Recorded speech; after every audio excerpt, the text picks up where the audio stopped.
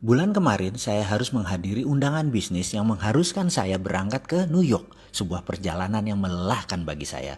Mengingat Jakarta New York ditempuh bisa 24 jam.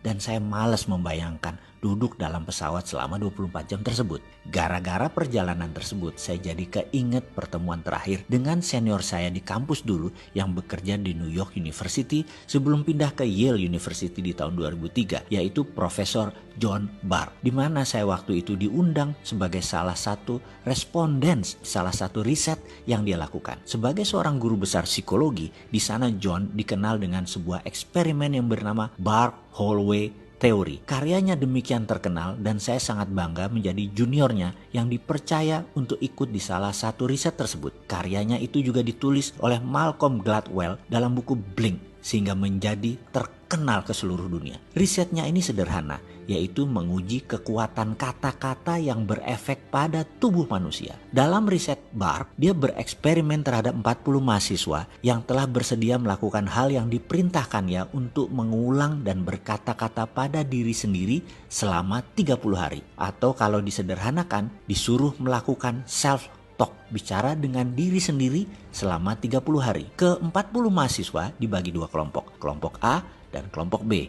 Kelompok A adalah kelompok yang selama 30 hari selalu bangun dan aktif setiap saat harus berkata pada diri sendiri hal-hal yang baik, yang positif, yang menyenangkan. Misalnya, hidup ini indah, hidup ini enak, cuaca menyenangkan, rezeki lancar, selalu sehat, Tuhan baik, pemerintah benar, kerja gampang, sehat, lucu, asik, apapun kata-katanya yang berkonotasi fun, positif, diucapkan berulang-ulang dalam hati selama 30 hari selama sadar. Kelompok B setiap hari mengatakan hal-hal yang negatif, yang sulit, yang tidak menyenangkan. Misalnya, Tuhan jahat, memang nasib susah, kerjaan sulit, zaman gila, pemerintah korup, bangsa bejat, sialan, brengsek, cari kerja susah, jalan macet, sampah di mana-mana, pemimpin tolol, malas, semua hal yang memberi kesan marah, bete, galau, semua dikatakan berulang-ulang selama 30 hari selama sadar, kecuali tidur. Di hari ke-30, mereka diperintahkan untuk datang ke kampus antara jam 10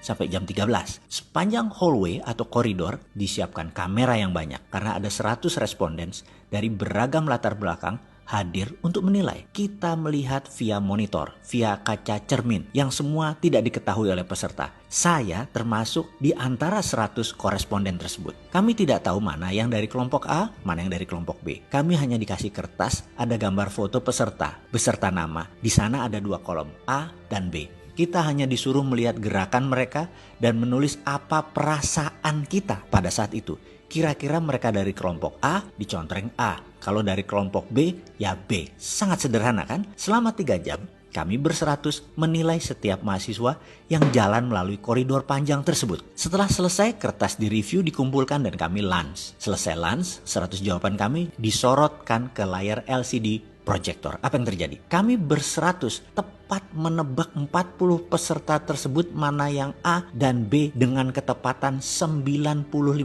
Kami semua kaget. Namun kalau dipikir-pikir, ekspresi atau aura atau citra diri mereka demikian jelas terbaca, cetok. Kekumuhan pancaran wajah peserta demikian jelas tergambar. Padahal ia pada saat itu menggunakan 3-piece suit yang rapih, jas 3 lapis, sangat perlente. Kesuraman terpancar walaupun dia pakaian rapih. Dan dia dari kelompok B. Di sisi lain, pancaran gloomy atau berkilau wajahnya berbinar dari salah seorang peserta walau dia hanya mengenakan jeans dan kaos oblong.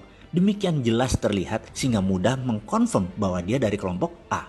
Melihat ketepatan tersebut, banyak respondens bertanya apa yang terjadi. Termasuk saya sangat antusias. John menjelaskan dengan sederhana. Katanya demikian, manusia itu memiliki 1 triliun sel. Setiap hari mati kira-kira 30 miliar sel. Sehingga di hari ke-30 manusia itu berbeda dengan sel 30 hari yang lalu. Note, catatan aslinya sel itu adalah billion nano jumlahnya. Kita lanjut lagi. Dalam 30 hari, sel yang mati tersebut diganti atau tumbuh sel baru. Pada saat sel baru itu bertumbuh, sel tersebut netral sifatnya. Kita manusia bisa menulis apapun di sel ini dengan pikiran dan kata-kata. Maka kalau dalam 30 hari kita mengatakan hal-hal negatif berulang-ulang tanpa jeda, membuat tubuh kita, sel baru kita bereaksi sesuai apa database yang dituliskan, sehingga orang tersebut kumuh, butek, suram, tidak menyenangkan, dan lain sebagainya. Di sisi lain, kalau selama 30 hari ditulis database positif, hasilnya ya positif, wajahnya berbinar, kulitnya terang, ceria, auranya menyenangkan, kita menjadi ingin dekat dengan orang tersebut.